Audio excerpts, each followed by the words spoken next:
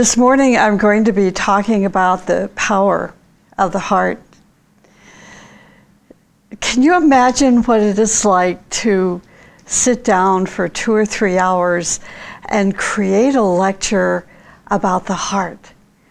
And then to think about the power of the heart. And this morning, you're going to hopefully hear things that will really blow your mind. Truly. Normally, we think of the heart as being something that if it goes belly up, we run to a cardiologist, and get it back going and put us on medications and so forth. In other words, we usually just think of the heart as a physical heart. But the teaching, like for example, Agni Yoga, the Agni Yoga teaching has a whole book related to the heart, and rarely even talks about the physical heart. But one thing that impressed me in the early days when I was introduced to Agni Yoga, that the master, in his words that comprise the heart, the book of the heart, he says, don't worry about the heart. If there is something going wrong with the health of your physical heart, that the master or the ashram or hierarchy will make certain adjustments when you are asleep at night.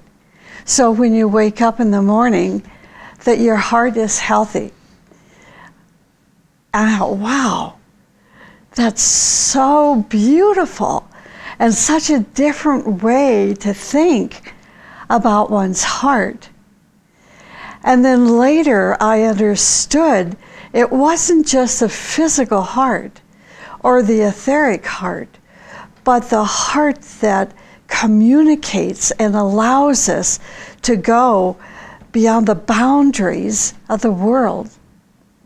So that's what I'm going to be talking about today. And I'd like to start with a quote from the book Heart, paragraph 388, where Master M tells us that the teaching of the heart is needed for the life of the future.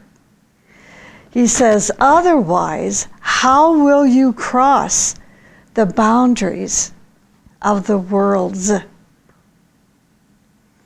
So it's a lot to think about. So as I'm sharing the words of the teachings this morning, try to do a shift in your thinking about the heart, to shift from thinking about our physical organ and expand our understanding of the heart and its relationship to the chalice and the unfolding petals, of the chalice. We cross the boundaries of the world through our unfolding heart. Now, it doesn't say that we cross the boundaries of the world through our book knowledge or through our profession, or depending on how many friends that we have collected through our life will determine whether we're able to cross the boundaries of the world. It doesn't say that. It says through an unfolding heart. So then we're going to need to start thinking about, in my opinion, what does it mean, unfolding heart? And where I'm not really going to talk much about that this morning, it's okay, because this is something for us personally and in our private time and in our meditation time to ask ourselves, what does it mean for me to have an unfolding heart? And now it doesn't say unfolded heart, but an unfolding heart. So that tells us that these petals of our lotus in the chalice progresses, moves forward, advances. And as these petals unfold, when we leave the physical heart, it is determined, what determines how many boundaries of the higher worlds that we can cross. What is determined is by our unfolding petals of the heart. So think about that. It is through the energies of the heart that the higher ethers and lower ethers are bound with each other. Now, what does that mean? If you're not familiar with the teaching in terms like ethers, think of it this way. When I go to a restaurant and I see someone sitting alone in that restaurant, I feel sorry for them. And I wonder, where are their friends? Where are their connections? When other people are surrounded, by many members of the family, many friends, and so forth. When we look at someone who has real substantial friends, honest to God friends, who would be there to protect your back all the time, they're connected. They are bound together by a network of loving energy. Now, for those of you who have psychic eyes, let's say, that person sitting alone may have a whole team of invisible friends at that table with them. That network, in other words, is not limited to the physical form or to the physical organ, but through the energies of the unfolding petals of the heart. So that's what it means. Higher ethers and lower ethers are bound with each other. So love is an omnipresent energy that functions through the center of the heart. An awakened heart pulsates with all hearts in the universe. Do you see that? This is why you do not need to be lonesome. You do not need to feel alone, because as the petals of your heart unfold, an awakened heart, which is what that means, that the petals of your heart are unfolding and you as a soul are awakening, you're going to begin to pulsate with all hearts in the entire universe. Without the cooperation of the heart center, intuition cannot be achieved. So intuition is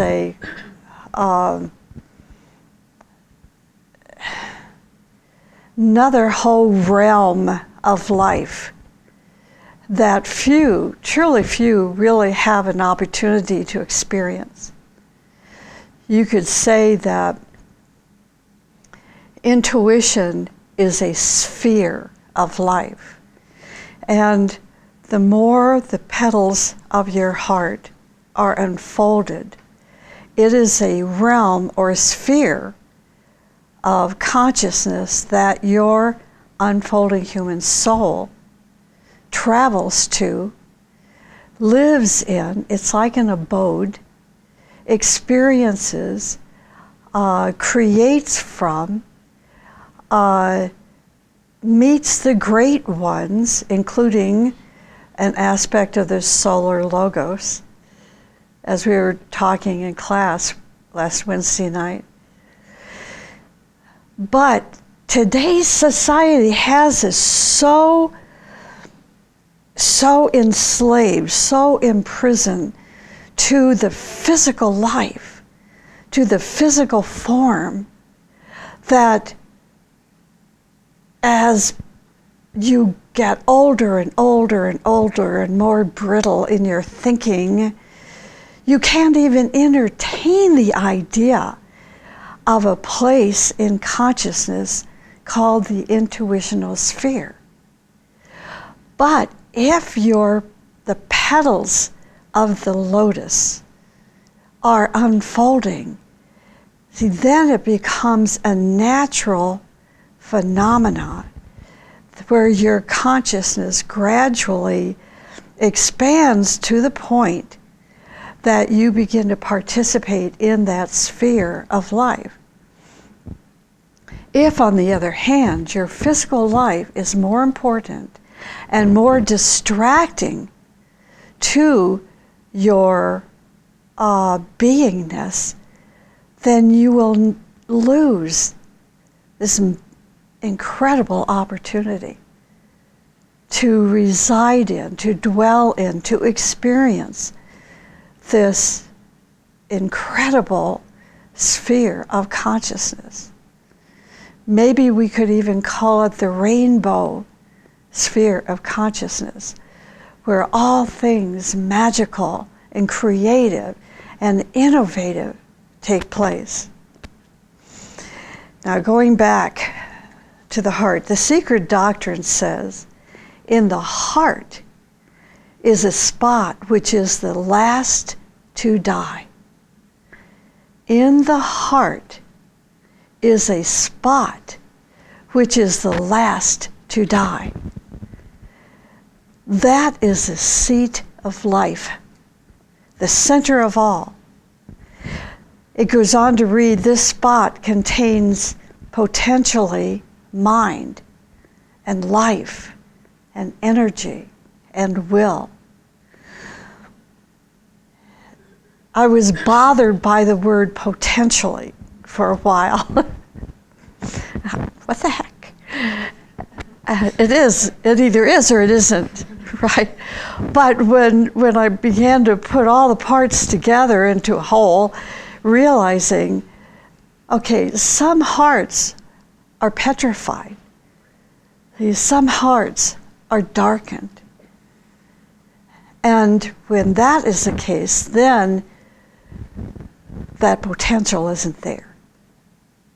It's when the petals are unfolding and we become more compassionate and loving and understanding and tolerant and more inclusive. That's when these petals of the heart become unfolded. The secret doctrine goes on to say the heart is the center of spiritual consciousness. It is the center of spiritual consciousness. In the heart is the only manifested God. The heart then represents the triad, the Atma, Buddhi, and Manas. Now those are, esoteric terms, basically, which means realms that even go beyond the intuitional sphere of consciousness. But these realms have to be built, constructed by our own hands and feet. Now, after a person leaves the physical heart, meaning the heart center, like a golden chalice, that heart center remains with the soul, remains with the unfolding human soul. The power and the light of the heart, the power and the light of the heart are conditioned by our unfolded petals. Advancing souls are like comets propelled by the heart. As we progress toward perfection, our consciousness and our heart merge, and we turn into a fountain of wisdom. Now, if I had 2 more hours this morning to talk about this, I so wish it could happen. So maybe in our thoughts later on we can continue, or on the higher worlds, this conversation. Turning into a fountain of wisdom is a dangerous thing to happen in this country as well as other countries. Think about it. Ego and vanity is so rampant in the world today. It's more like a contagious disease, like a cancer, than anything else I can even think of. So when you engage in a conversation with a person that we would see as a fountain of wisdom, the first thing you're going to have is, no, I'm not so sure about that. You're going to have to prove to me where that information comes from. Is it in the Bible? Or did it come from a specifically named teacher? Or this, or this, or that, or that? Well, I don't know. I'm going to have to think about it. I'll take it home and I'll think about it. See? And yet look at these great fountains of wisdom that are still, they've been gone for thousands of years, and yet we're still studying their teaching. But they were not so popular when they were alive. Isn't it interesting? So just realize that as you become a fountain of wisdom, you may be that person in the restaurant eating by yourself. It is important that we expand our consciousness. But without an awakened heart, the layers of fire and pressure and the intense currents of energy cannot be crossed. And that's like a definition of what it means to cross the boundaries of the other worlds. To cross the boundaries means that our soul will be crossing layers of fire and pressure and intense currents of energy. But without an awakened heart, you cannot do that. Some people already that are on the planet, that are alive today, that are conscious today, are having these experiences. We read about Helena Rourke and where she is no longer physically with us. In my mind, she's just standing right here next to me. We published a book called At the Threshold of the New World about her fiery experiences. See, these are really real experiences, factual experiences. But if you haven't had these experiences, it is inevitable. Somebody will tell you, you don't believe that, do you? See? Or if you've had that experience, you need to guard who you share these experiences with. Or you will have an image being a little nutty. So you need to guard these experiences. If you do not have an awakened heart, your human soul will stay in the lower layers, like a bird whose wings are cut. The simplest way to refine our heart is through the discipline of giving. Isn't that interesting? Through the discipline of giving. The heart must learn to give. Now, again, don't just think physical heart. If you do, you're going to be very, left behind with these ideas. So, what is the heart learning to give? Compassion, good thoughts, courage, hope, love, compassion, understanding, even psychic energy, fearlessness, and vision. The gifts of the heart are endless, and the heart gives without expectation. Our expanding consciousness overshadows the steps of our heart and sees that every drop of the gifts given reach the right place. Now, see, this is one of the things I don't have time to go into this morning, but we can think about it. The expanding consciousness overshadows the steps of our heart. What does that mean? I'm not going to tell you. Okay. But you'll figure it out. I know you will. The simplest way to expand your consciousness is to dedicate it to the service of the spiritual hierarchy. This is not so easy to understand, but the one who has a living heart, a giving heart, will know that the service for the hierarchy means 5 principles that we have been taught by Torquem Saradarian for years and years and years and years.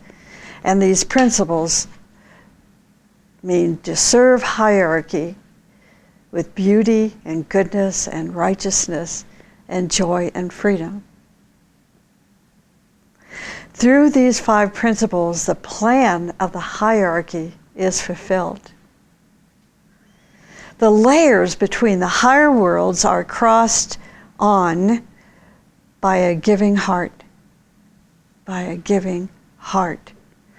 by a consciousness that has served the hierarchy throughout many, many lives. There is a legend that states that when conception takes place, the invisible devas engage themselves in labor to build the physical body of the human being, but they do not dare to build the heart because they know that the heart is a link between the higher worlds, and it must be sent to the person as a gift from the higher realms. Isn't that outstandingly beautiful? So the physical heart is just the outer shadow of the gift planted in the human being. This most precious gift is the Holy Communion given to each departing one as a permanent link leading back home. The unfolded heart is very sensitive to the subtle world, or worlds. Those who have an unfolded heart are sensitive to the higher strata of the subtle worlds. Those who have a petrified heart are sensitive to the lower strata of the subtle world or astral and etheric plane. Many events in the subtle world which are related to you, now think about this, you're really going to think and ponder about this the rest of the day. Many events in the subtle world which are related to you will noticeably change your heartbeat. So when you find the rhythm of your heartbeat changing, pay attention, because something else is going on in the subtle worlds. When there is an obsession, a sudden obsession from the subtle world, it affects the pulse and may even stop it. Fiery communications expand the joy and love of our hearts. The pulse regulates itself. The pulse regulates itself during these experiences, as if a burden is taken from the heart. That's joy and love. You may find it interesting to know that the increase of heart disease is also a sign that the lower sphere of the subtle world is infecting the planet. And you know,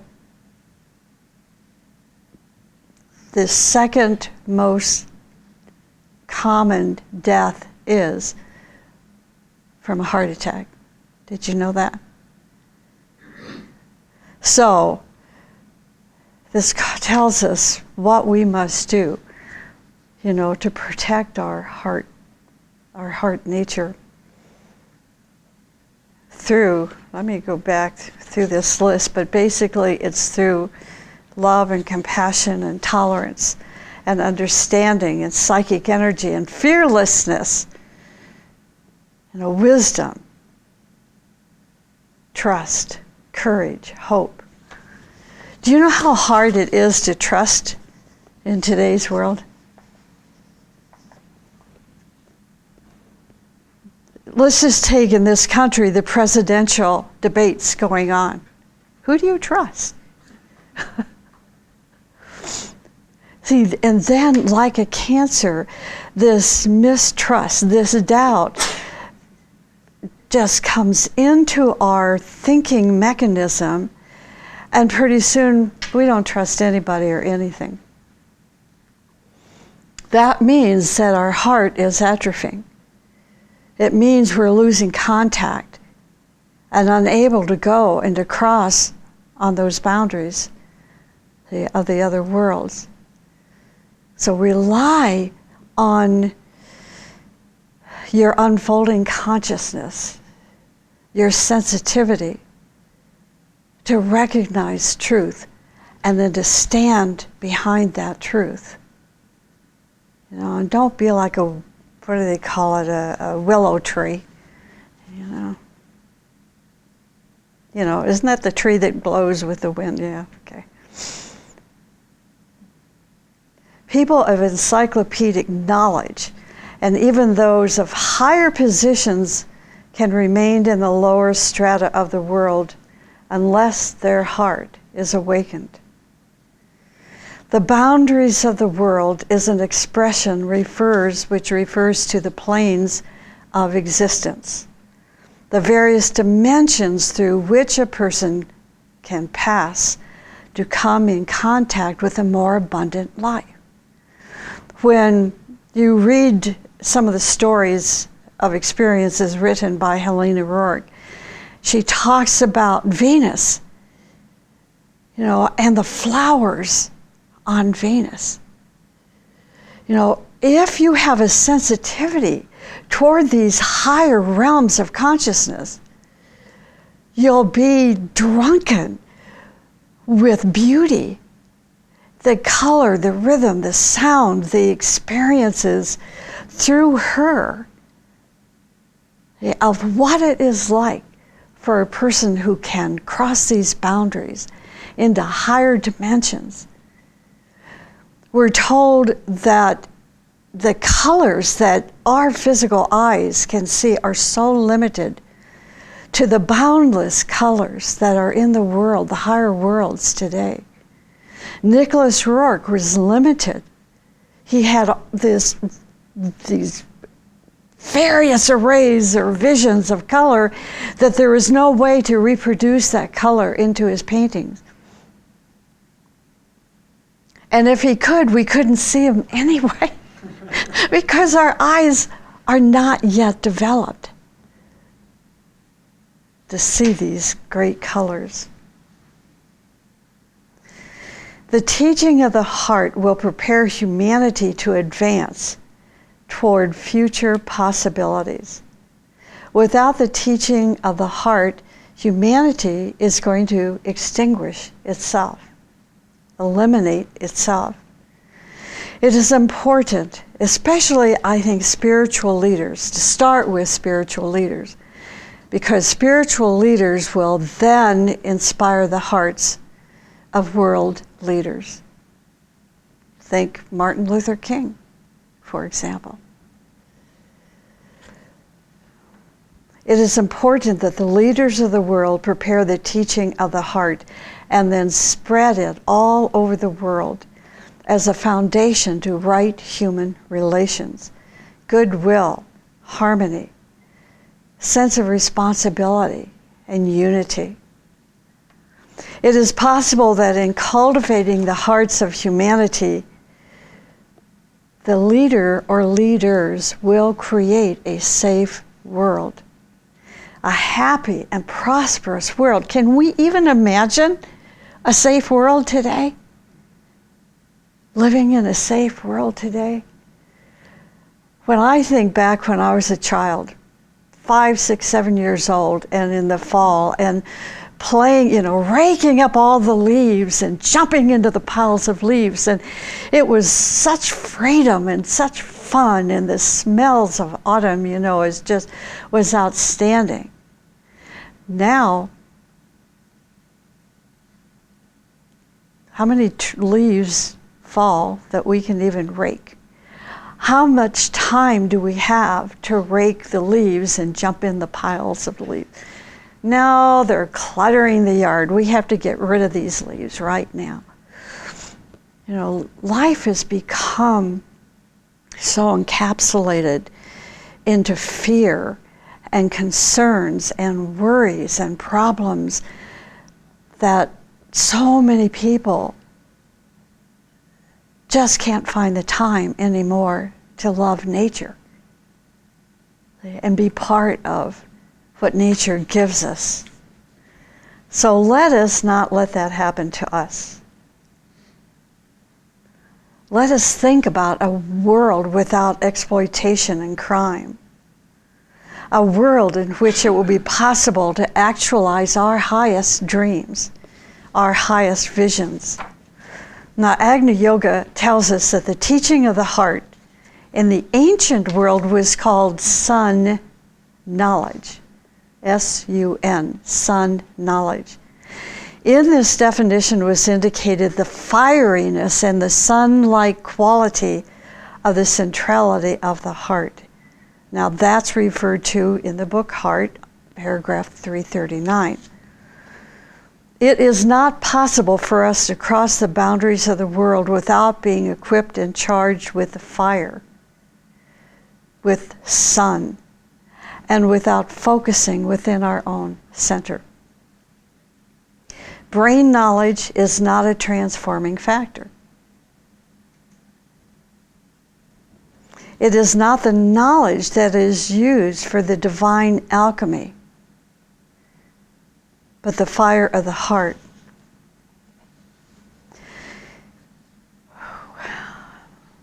So out of time. But I'll see what I can get in here, because I think this is so important. All transmutation, transformation, and transfiguration processes, now these are 3 terms that if you're a practitioner of the teaching, that you run across time and time and time again, and then we begin to define it all. And then the most important challenge is to experience it. Transmutation, transformation, transfiguration. These processes are carried out within the fire of the heart. The fire of the heart. For each world, we must develop a new vehicle. This vehicle is built only by the flame of the heart. Agni Yoga tells us that the brain and all the centers are the estates of the heart.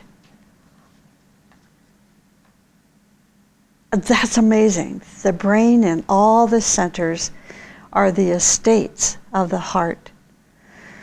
And that's from paragraph 339 of the Heart book. The brain must be looked at as one of the estates of the heart. When the heart is developed and unfolded, the brain then turns into a supercomputer under the direction of the heart. There are hidden secret corners of the brain which can come into action only through the operation of the flame of the heart. The heart uses all centers to continue its journey toward the cosmic heart, crossing world after world through psychic energy, the center of which is within the heart. All dimensions are found in the heart. It is very interesting that the brain talks and eventually we feel dry and thirsty, but talk about the heart is never ending. It's a never ending and interesting path. Once the hearts begin to converse with each other. Remember going back to the restaurant? And all the hearts begin to communicate with each other. They do not want to stop because layer after layer of new dimensions and new revelations are unveiled. People often approach each other with their knowledge and position and diplomas, but are never able to reach a heart. They do not have the key. The key to the deepest friendship and cooperation is not found in the pockets of brain knowledge, but in the heart. The mind swims in vanity, in egoism, in pride, in self-interest, but the heart is sincere, pure, sensitive, all-loving, and all-inclusive. As we love and care for others, we discover the path of our heart. As we discover this path, we will discover not only the treasury of knowledge, but the treasury of wisdom. That's the teaching. The treasury of the teaching. Today, people are saying the teaching is full of language that modern society cannot understand. But if you listen with the heart, you're going to hear it. I'm going to close the talk this morning with a writing from Tagore, which is part of the teaching. How can you change these words for modern society and help them understand the depth of the heart? You can't.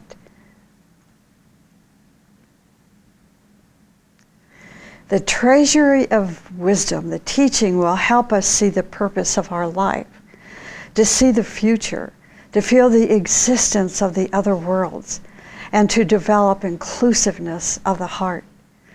You know, I'm going to run over this morning, you know, and I'll try not to run over too much. When I was thinking, you know, as a kid and growing up and going through the university and so forth, I was, you know, my love and passion for life came from music. And, you know, I was a violinist and I practiced 3 and 4 and 5 hours every single day, performed in orchestras and professional orchestras and played under the baton of some really great conductors. Through all of that experience, I learned about the other worlds. This learning, these experiences I had never read about, didn't have words to replace the experience with. I don't know if I can explain this well enough. Maybe it's like going, listening to somebody who traveled to India.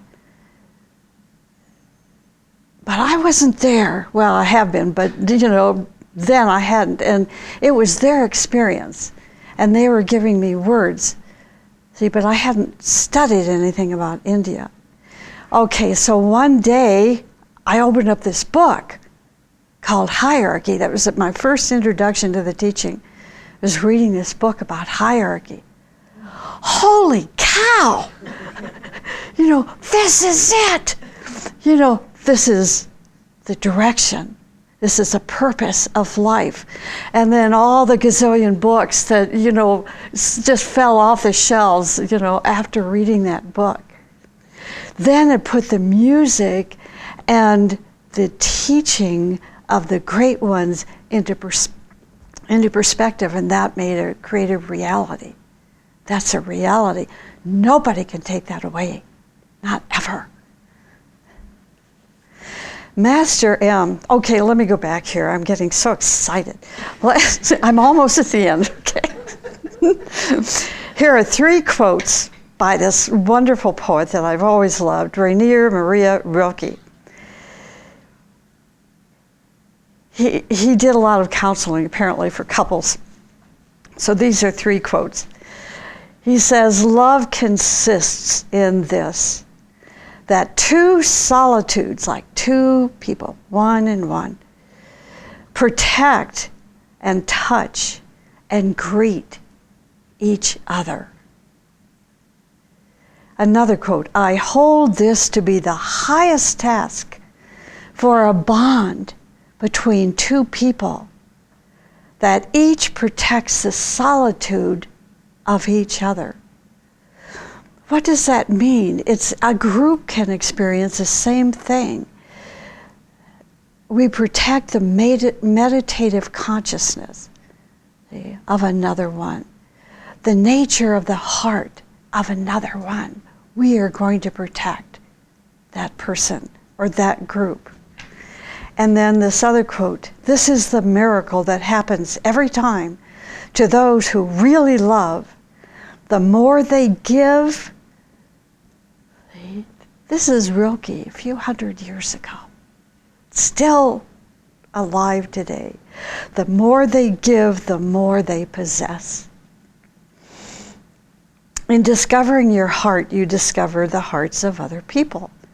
You discover the divinity in the hearts of people. When divinity is found, the system of life is found. Unfold your heart through prayer, meditation, patience, courage, fearlessness, through purity, love, creativity, silence, and through the vision of the future. And let me close with Tagore's writing on unending love. He says, I seem to have loved you in numberless forms, numberless times, in life after life, in age after age, forever. My spellbound heart has made and remade the necklace of songs that you take as a gift, wear around your neck in your many forms, in life after life, in age after age, forever. Whenever I hear old chronicles of love, its age-old pain, its ancient tale of being apart or together, as I stare on and on into the past, in the end you emerge, clad in the light of a pole star piercing the darkness of time. You become an image of what is remembered forever. You and I have floated here on the stream that brings from the fount at the heart of time, love for one another. We have played alongside millions of lovers, shared in the same shy sweetness of meeting, the same distressful tears of farewell, old love, but in shapes that renew and renew forever. Today it is heaped at your feet. It has found its end in you. The love of all man's days, both past and forever. Universal joy, universal sorrow, universal life. The memories of all love merging with this one love of ours, and the songs of every poet, past and forever. What can we say? You know, God bless these great poets and historians and spiritual teachers, the legacy they have given us. So let us unfold our hearts, or the petals of our heart, so we too can give a legacy like this.